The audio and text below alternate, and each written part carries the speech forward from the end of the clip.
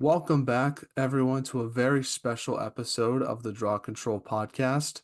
On today's episode, I'm joined by Freya Moody, who is a player on the England U20 women's lacrosse team. In the 7 games that she played, Freya scored 26 goals and won 6 draw controls. Freya currently plays for Centaurs Lacrosse Club, and we're so excited to have her on the podcast so we can share stories like hers from players from England and different countries. So, welcome to the podcast, Freya, and how is everything going?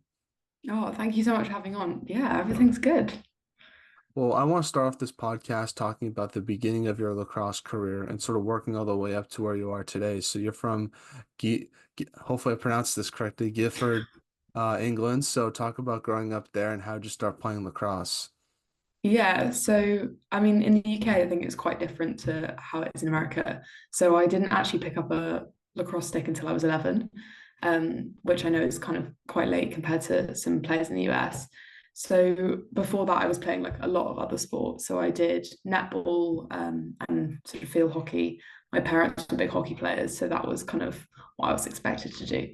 And then went to Guildford High School and but that was lacrosse was the sport that everyone played. So picked up a stick at 11, and to be honest, at the start, I really wasn't very good. Didn't really like it. Thought it was a bit random. Did gymnastics and thought that was my thing. But like after maybe 2 or 3 years, even I was like, okay, this is good. I really like this. Had a coach that really sort of inspired me, and then yeah, kind of caught the lacrosse bug and have been playing lots ever since. Um, but yeah, it was kind of a slow start for me compared to sort of other players, definitely. Now, who are some of your lacrosse role models growing up in England? Yeah, so I think it again kind of different to the US.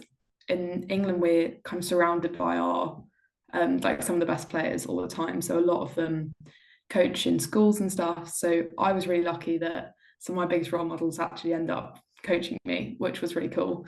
So I mean, some of them are people like Tilly Foster. She was a reserve for the 2022 World Cup. She's the person that sort of picked me up as an under 14 and went, come on, Freya, this could be, you could get into this. And I absolutely loved it. I'm super grateful to her for that. And then another player is Julie Wise, who she's part of the senior England team now. She's an attacker. She sort of helped me on my lacrosse journey, putting me forward for the bottom stages of the England setup. And then Laura Merrifield. So this is Mikhail to me, but I she has worked at my school since I was in under 13, so sort of year 8 or so, and has really helped me on and off the pitch. I've then learned so much for her, coached alongside her, managed to play with her a couple of times, and then she was my first team coach in the last couple of years. So yeah, she's definitely one of my biggest role models as well. Now, you currently play for Centaurs Lacrosse Club. What is the process like for joining that team? Yeah, so I mean, the Centaurs team is kind of split. We've got a ones team and then a sort of twos slash, we call it like Centaurs Academy. Um, and that sort of, when I was younger, took players from sort of 14, 15. So by under 14, I was like, I really love lacrosse. I want to get better at this. And told my parents I wanted to join a club and went to a trial and didn't get in. They were like, no, we're not having you this year. We're full, can't take you.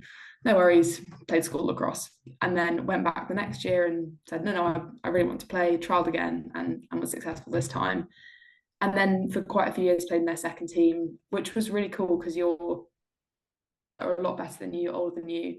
So you definitely develop quite quickly. And then the last 2 years or so, I've played with the ones, and that was awesome. You show up to training and you're with top level senior England players, and so you just have to kind of get on with it. You're treated as a sort of apprentice. You're learning all the time.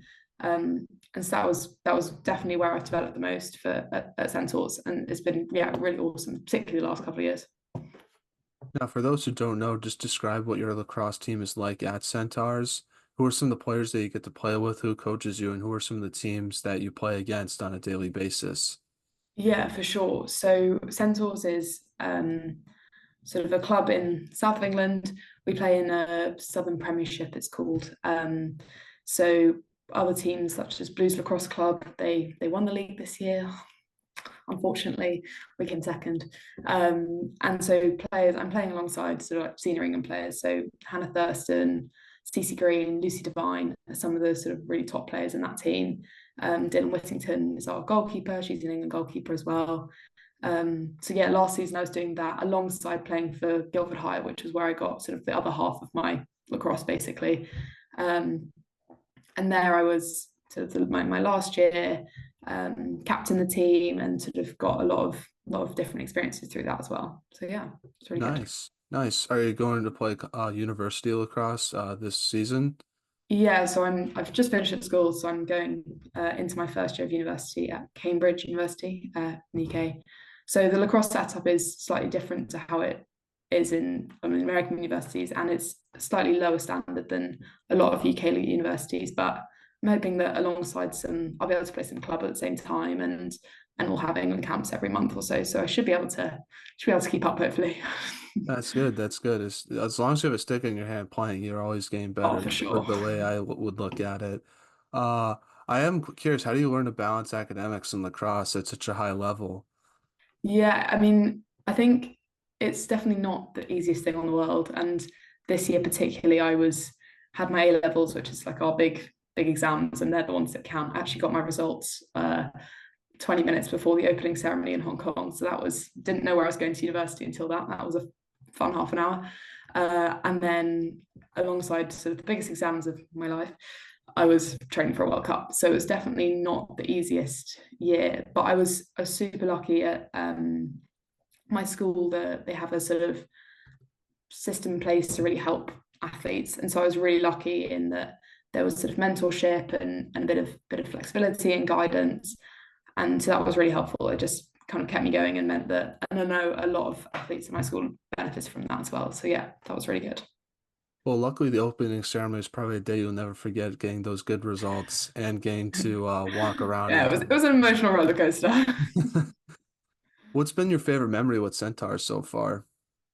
Oh, there are so many good things that have definitely come out of playing lacrosse at the seas.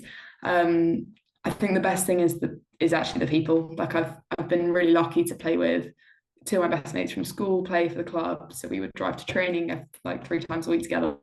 That was always really fun, and you're playing with these top players all the time. So yeah, I think actually there's not like a particular memory. Been a couple of good games. We beat Blues last season once, not the second time, and a sort of it's quite a good like tight knit community, and so I think that's been really good. And alongside that, helping with now as well, coach the younger players, and I do that at school as well, coaching and umpiring and stuff. And so that kind of I think it helps kind of give back to that Centaurs family and Guildford High lacrosse family as well, which has been really good.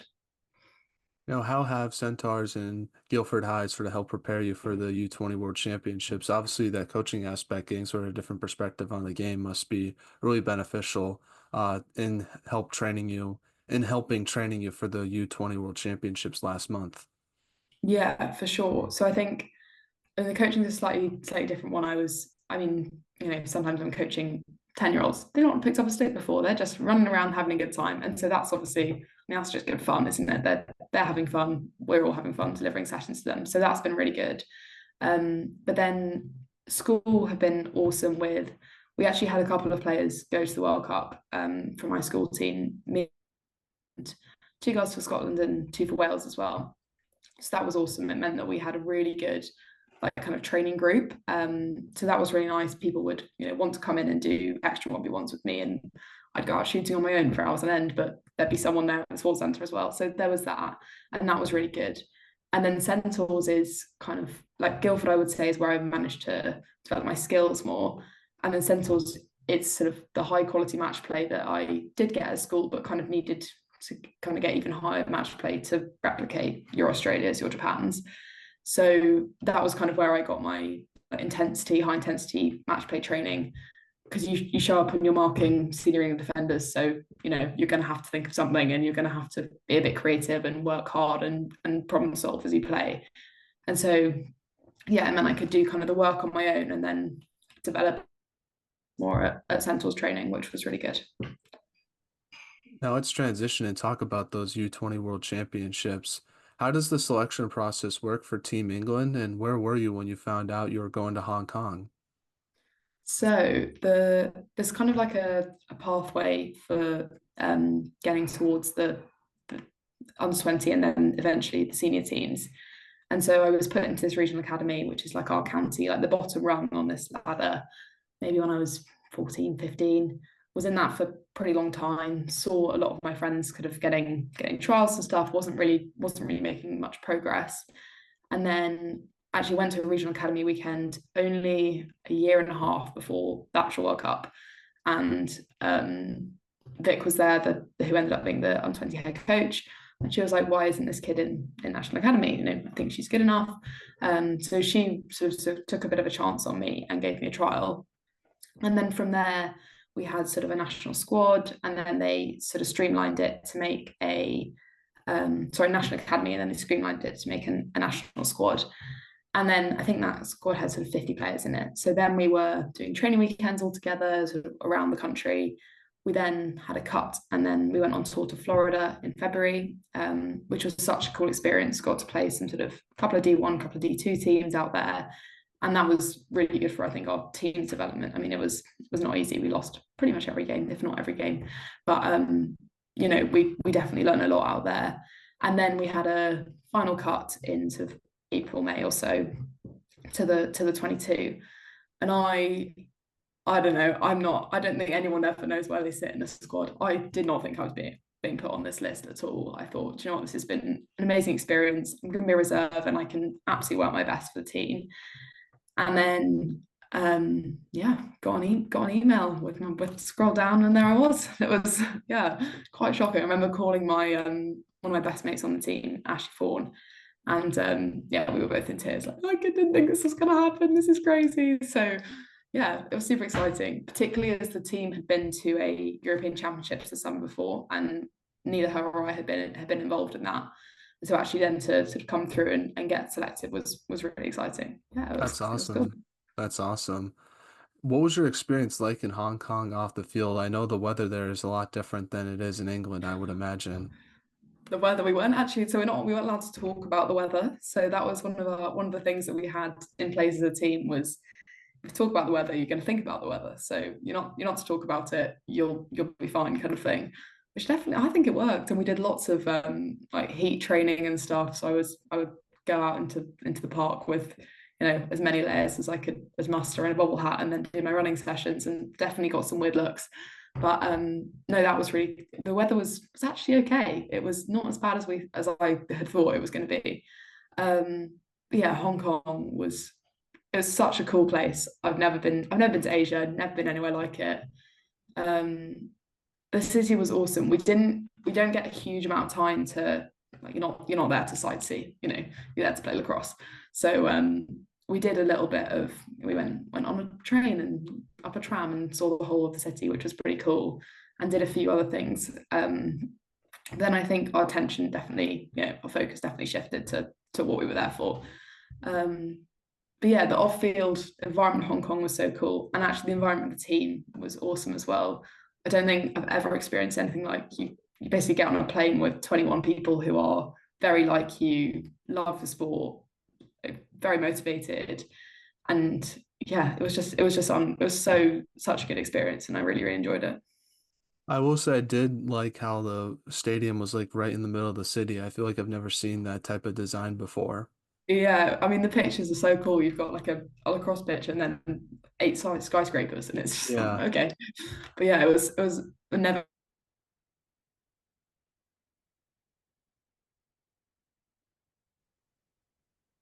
Sorry, you cut out there for a minute. No worries. What was the end of your answer for that? I just said something about the way you were playing. I've never played anywhere like that. It was so cool. Yeah. Awesome, awesome. Well, what was like the biggest improvement you think you made throughout the tournament from the first game to the last game that you played? Yeah, I think we improved a lot as a team. I think we got better at sort of how we can adapt our play, and that sort of like team development was really good. From an individual perspective, I think there's two things that I like really learned throughout the tournament, which I think will hopefully, and I'm definitely still learning about them, but hopefully will be things that I can continue to sort of work on in the next couple of years. One of them was like how I individually can adapt my play. So I think in my head, I didn't foresee myself scoring a lot of goals. I just kind of I didn't think I was going to get much pitch time. I thought I was going to be sort of a very supportive teammate and just do my best and see what happened. So when that did start to happen, and I started to be sort of scouted by teams and a lot of our other drivers and maybe our cutters and feeders, we started to get quite well scouted. And so you had to kind of adapt to that and know that, okay, maybe they're sending an early slide here, but the draw and dump's on, or they're crashing really early, there's kind of room, and then they're fouling, and now I've got a free po. So there was a lot of adapting, and that was something that I don't think I'd had to cross before. And it was about not being predictable, right? So, teams start to know, maybe I like this kind of dodge. Okay, let's do something different this time, and that's when the sort of the plays will come. So yeah, that was one thing, definitely, like learning to adapt and getting better at that. And the other thing was sort of the mental side of the off pitch aspect, and it's something I definitely still need to work on. I was someone that was quite nervous for games. I managed that, but like I definitely was nervous. But kind of learning about what you need as a player before a match, or how you can put yourself and to be the best for your teammates. So what you do in the locker room time, what you're doing on the bus, how you're warming up, what things you need people to say to you, what you say to your teammates, who you need to check in with, all of that sort of stuff was definitely stuff I learned. So yeah, it was a tour full of learning, and I think that's the point of a under-20 World Cup, right? Is that everyone learns, and then you can hopefully one day do the big one. Yeah, absolutely. I thought you were one of the best players in the tournament, in my opinion, and I really like the versatility that you had as an attacker. I'm curious how you sort of worked on that during each game, and I think you sort of mentioned it sort of being adaptable and learning how teams are going to scout you, but I just thought that was like one of the best things to sort of watch through with your team sort of progress is how you learn how to attack in different ways. Yeah, for sure. I mean, it wasn't something that I necessarily had to learn before. I mean, there's not really that much footage. There's not much filming in the UK. School teams aren't scouting each other. Let's be honest. And so I think we would, and we did it to other teams. We'd sit down in a meeting and go, okay, these are the know your personnel. These are the people that are gonna go to goal. And actually, I think the most important thing was learning what your teammates liked, and them learning about us even more.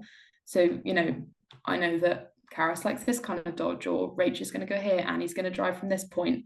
And they were learning that about me as well, which meant that actually I think our attack really came together. So yeah, it was a learning experience for us all, and it was super cool to be able to be part of that attacking unit. Well, let's talk about your team's performance. So, in the group stage, your team played very well, winning 3 games. What would you say was your team's key to success in the group stage overall?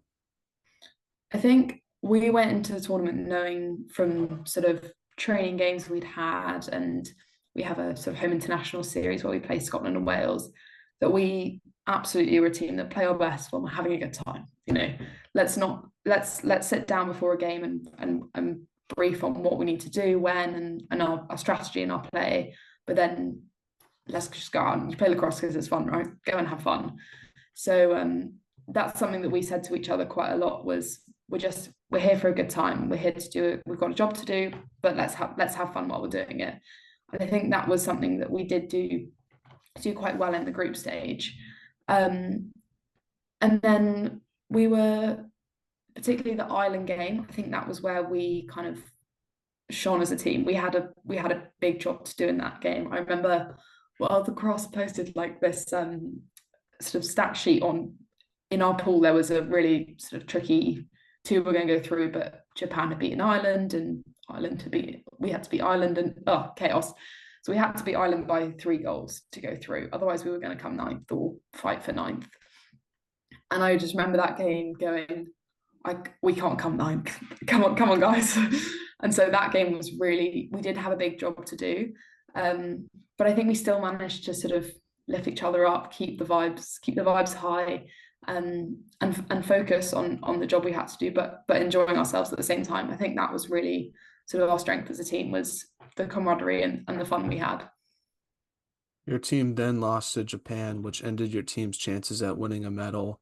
Well, what made Japan such a good opponent from your perspective as an attacker, and what did you take away from that loss? Because talking to other players from the tournament, they were saying how the Japanese team sort of defended differently compared to other opponents that you played or would play in that tournament.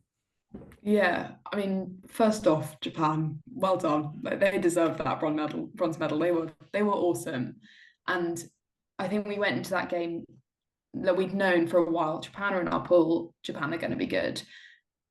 I think we didn't quite realize quite how good Japan were going to be, but we knew that it was the match, right? And so I think it was one of those games. The first, we played them twice actually. So we played them in the group stage and we lost, and we played them in the quarterfinals and we lost again. And both times at the start it was close. So we were 6-3 up in the first quarter in the group stage, and it was 4-all at half time in the quarterfinals. But I think what really shone for Japan, and the thing that really helped them, was quite how organized they were and quite how clinical they were. They were it was incredible, to be honest. They would take a draw, and then their draw taker was, she only took the draw. She was awesome. She would run off and she would sit down with look at a whiteboard with the coach and manage where the next draw was going, and then she'd go on and execute it. And I think that's so impressive, and we can learn a lot from that organization as a team. Their defensive style was definitely different. It's interesting that other players have definitely said that. They It's kind of hard to put it into words, kind of the way they worked as a unit, because it was unusual to sort of our unit defense, that we different to how our unit defense that we play. And I think in that first game we played in the first time, when we got 6-3 up, I know it felt quite easy for us to score. We were able to cut and we were able to dodge, and they were crashing, but we could re-dodge, and it kind of worked. And then suddenly they found their groove, and it was really hard to sort of actually move the ball between players. So maybe there were players that you thought you could step, or you were able to set picks as a team and roll off. But the hardest part was actually getting the ball around, because they were just really tight on, and that was something we definitely had to adapt our play to. But I mean, Japan were awesome. It's great for lacrosse, and so it was really, really tough for our team. I think we had a lot higher expectations than that, but they deserved to beat us. They were better. So yeah. Now, your team ended off the tournament by beating Italy, but then losing to Puerto Rico. Talk about those games from your perspective and what your team sort of learned from those games as well. And I guess what you're going to take away from those games, I guess, moving forward in your lacrosse career, whether it's in university or with your club team. Yeah. So the Italy game, I think, was really important for us to find our groove again. I think we'd, had a tough loss to Japan, and it was the end of our medal hope. We were fighting for fifth. And I remember Vic putting up on the PowerPoint, fighting for fifth, a new journey. And I was like, okay, we've got to all get on board with this now, because that's the reality of the situation that we've put ourselves in, or that Japan have put us in, rightfully. So yeah, Italy was a game of finding our feet. We had a lot of fun. And then the Puerto Rico game, I think we knew was going to be quite tight. They were super athletic as a team. They were really, really fast. And I don't really remember that match. I remember the beginning and I remember the end. The middle, I couldn't tell you what happened. But I know we went 6-0 down. And they had scouted well. They were athletic and they were aggressive on defense. They were really, they really meant business. And I think we maybe didn't come out as hard as we should have done. I think we were a bit taken aback by that. But then I think we managed to sort of get into our groove. We pulled it back to 9-all or something. And I think I remember that equaliser, and we all just went, right, we're in. Like, we're back on. We're gonna win this match. That's the plan. And then it started to slip away from us again. I think we went sort of 3 or 4 down, and it was 5 minutes to go. But we didn't. To me, and I think to a lot of players, it didn't feel done. We weren't stopping there. So we did have a little bit of a run of goals, which was good. but it just wasn't enough. They were better on that day, and they deserved that fifth place spot on that day. And maybe if we played a different day in different situations, different things would have happened. I think they were a really good team, but I personally think we could have beaten them. We still should have beaten them. I remember that game being over and just going 5 more minutes. I think we could have had them, but that's sport, isn't it? And so yeah, it was a really hard end to a tournament where we already felt like we hadn't achieved our team goal. And I do just remember it being really flat, it being, oh, that's probably the last time, well, it is the last time I'm going to play with that exact group of people. And, hopefully a lot of us will progress through the pathway, but it's not going to be the same. So that was hard, but there's huge things we can learn from that game, both individually and as a team. And so, yeah, tough way to end, but still doesn't dampen an awesome experience of the whole World Cup. Now, what was it like being coached by Vic Alexander and the rest of the coaching staff in the tournament? Yeah, I think we were really lucky with our coaching team. We had this sort of line of from the staff actually of development versus delivery. So, the under 20 England team is there to develop the next senior England team, and we've all had that experience, and some of us are progressing through that pathway. Hopefully lots of us. But yeah, Vic was always quite focused on that idea of developing great players. We were given feedback that was really, maybe things you can't fix in the next 2 months, but it is something that's going to help you in your future of lacrosse. And so that was really good. And then moving to the tournament, we shift that delivery phase. Yeah, we had amazing coaching assistant coaches. Our manager Sophie was awesome. She definitely, bless her, she tough job, I would say, sitting in the floor of a Hong Kong laundry for 3 hours washing all our kit. Thanks, Sophie. And our physio Ed kept us all in one piece. We had Rich Lawler, who was our S&C coach, and he was awesome, sort of on and off the pitch. He's quite good at keeping everyone's schedule. He runs our warm-ups. He does mobility with us every morning, sideline high fives, ice baths, the whole lot. So he was really good. And actually, I'm quite lucky in that he worked at my school last year. So I had a quite good relationship with him. He'd been my S&C coach. And so for me, that was also really helpful to have someone that I knew. And so, I need some mid-tournament advice. Rich, what we got? Or, that kind of thing. And that definitely helped. But all the coaching staff were really, really good. What was it like playing with other great attackers like Rachel Ball and Karis Johnson? And did you learn anything from them just by being their teammate? For sure. I definitely learned so much from them. I hope we all learned stuff from each other. They I mean, the whole attacking unit and the middies that sort of come down and join us. Yeah, it was awesome to be a part of. I know that, so when I joined the national squad, they had already done Europeans as a group. So that actually the 5 attackers that they took to Euros are the 5 they took to the World Cup plus me. And so I was absolutely in awe, kind of scared of them, to be honest. I thought they were so talented, and so it was really amazing to kind of have that opportunity, even to start with, just to work alongside them. I think I would be able to sort of watch things that, the way Annie sort of changes her pace before she dodges. I'd watch that and go, okay, I'll have a go. Didn't quite work, adapt it and change it. And so that was really awesome to be able to watch other people and see how they sort of play, and how I can adapt my own play to that. And then also getting to know their tendencies as hackers. So once we're at the World Cup, who likes to do what, who likes what space in the fan, and that kind of thing. And then off the pitch as well, those are the attacking unit. So there's a tight knit group, and particularly players like Lucy Evans, who was just, she got our heart and spirit. I can't remember what it's called, the award from World Lacrosse. She's just absolutely awesome off pitch and on. And yeah, I think we got quite close as an attacking unit. It was awesome. Now, what will you take away from your experience at the U20 World Championships overall, looking back on it now? I think so much on the pitch. There are things that I know I want to work on.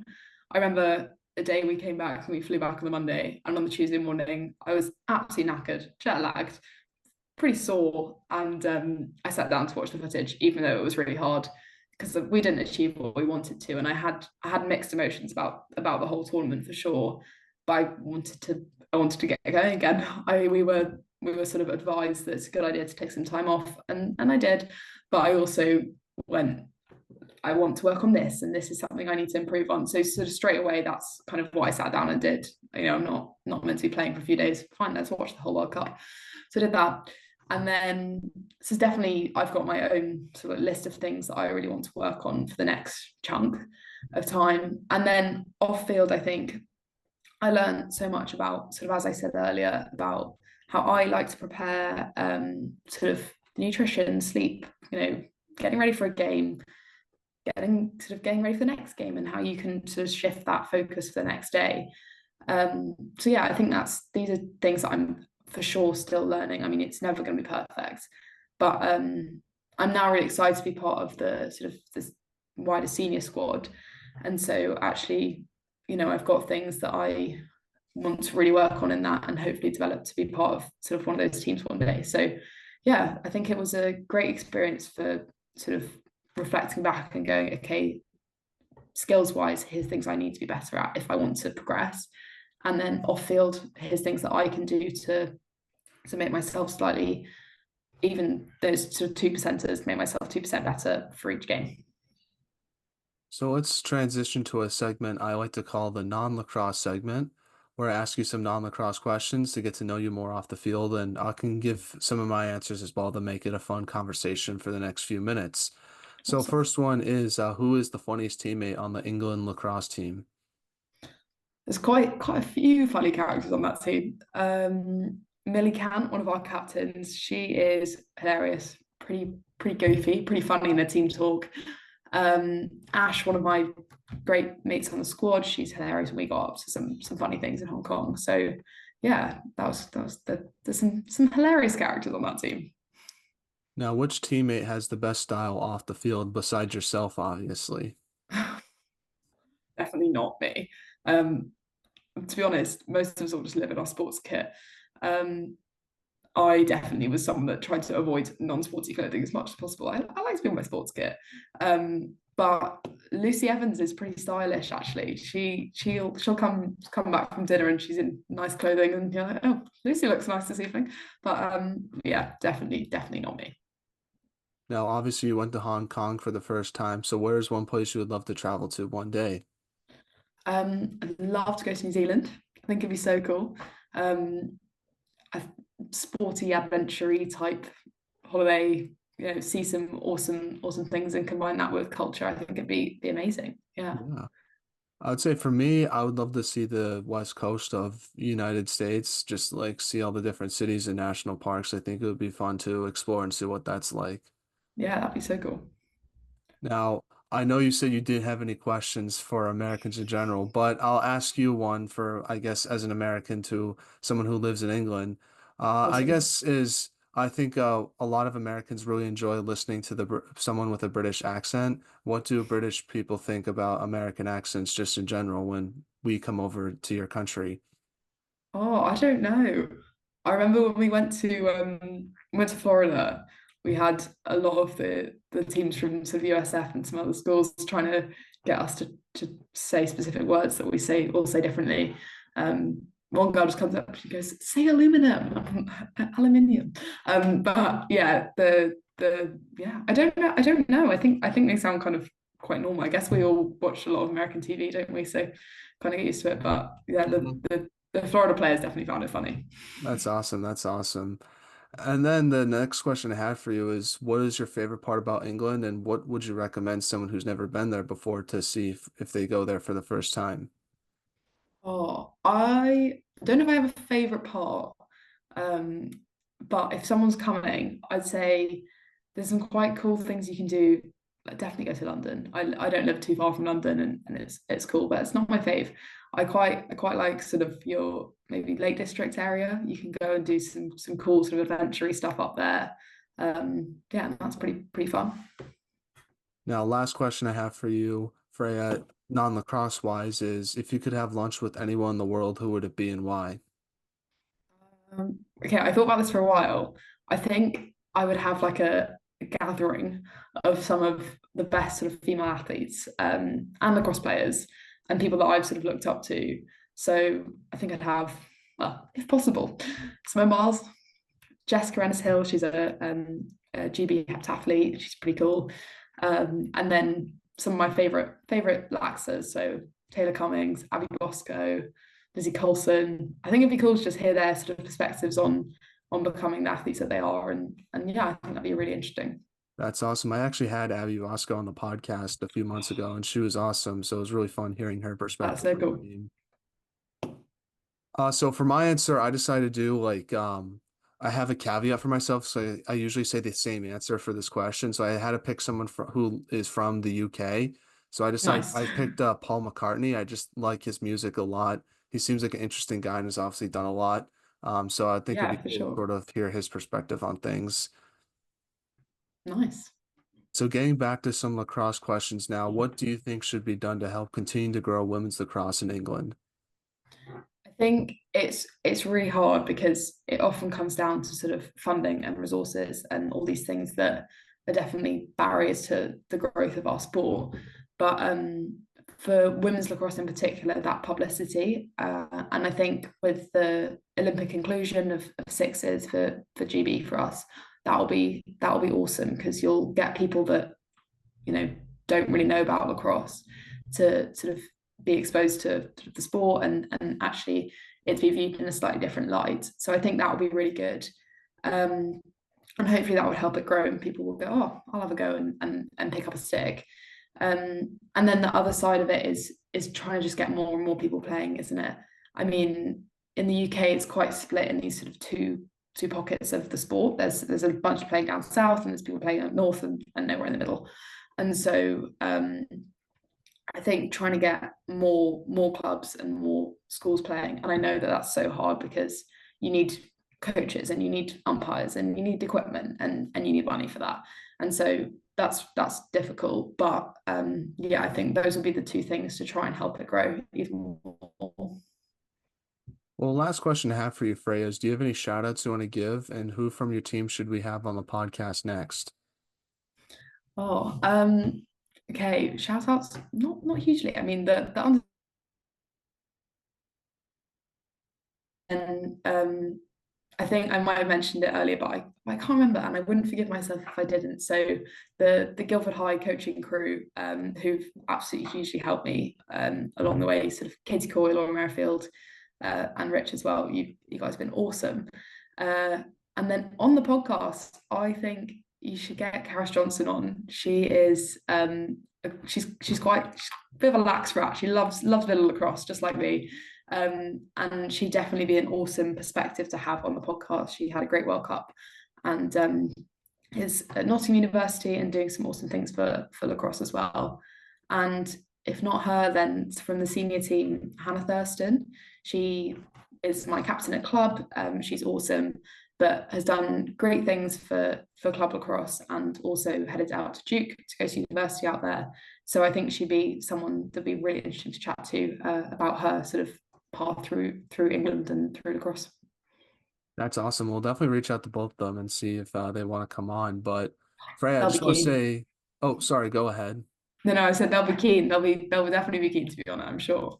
Yeah, awesome. Well, I just want to say thank you so much, Freya, for coming on the podcast. I really appreciate it. I think you're a great player and an even better person, and it was so much fun getting the chance to learn more about your career and just England in general. So I really appreciate that, and I wish you all the best with Cambridge and your future lacrosse endeavors. And I just hope you have a wonderful day, and I really appreciate you coming on today. It means a lot. Oh, thank you so much for having me. This is a great thing that you've got going. So thank you very much.